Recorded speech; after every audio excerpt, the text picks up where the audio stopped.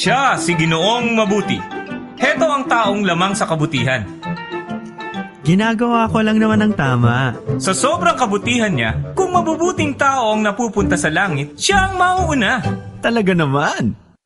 Ginoong Mabuti, sumusunod ka ba sa 10 utos? Madalas. Maari bang masubukan natin ang iyong kabutihan? Sige. Okay, hetong isa. Huwag kang magsisinungaling. Nakapagsinungaling ka na ba? Oo. Sino bang hindi? Anong tawag sa taong hindi nagsasabi ng totoo? Sinungaling. Oh, heto pa. Huwag kang magnanakaw. Nakapagnakaw ka na ba kahit minsan? Hindi!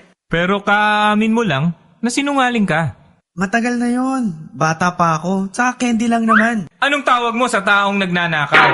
Magnanakaw. Sige, eto pang isa. Huwag kang mangangalunya. Madali yan. Hindi ko lolokohin ang asawa ko.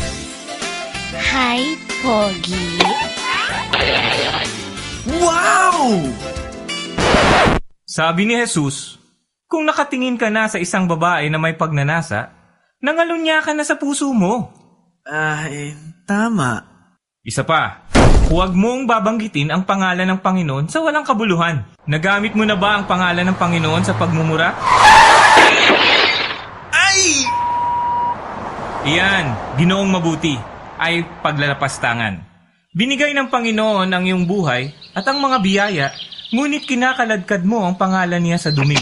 Sa sarili mong pag-amin, isa kang sinungaling, magnanakaw, mapaglapastangan, at mangangalunya sa iyong puso. 4 pa lang iyon sa 10 utos. Oo na. Hindi ako perpekto. Higit na malala pa dyan. Halimbawang malalagyan natin ng microchip ang iyong utak at maitatala ang lahat ng iyong sikretong iniisip sa isang buong linggo at ipalabas ito sa isang sinihan. Ay! Nakakahiya yun! Tama. Alam ng Diyos ang lahat, pati ang mga sikretong nilalaman ng iyong puso. Teka!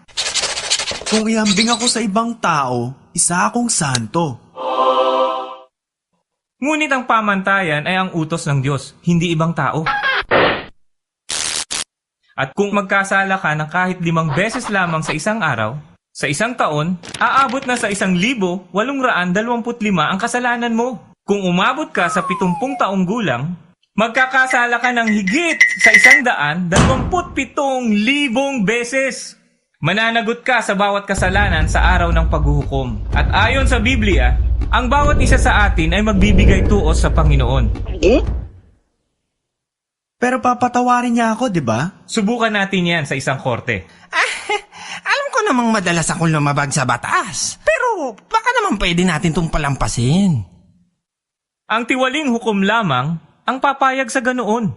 Ang sasabihin ng isang mabuting hukom ay, Ang kabayaran mo para sa iyong krimen, ang singil ng hustisya. hindi tiwaling hukom ang Panginoon. Kinapopotan niya ang kasalanan.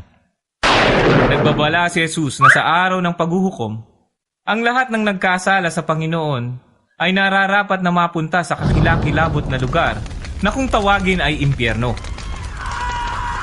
Walang takas dito magpakailanman.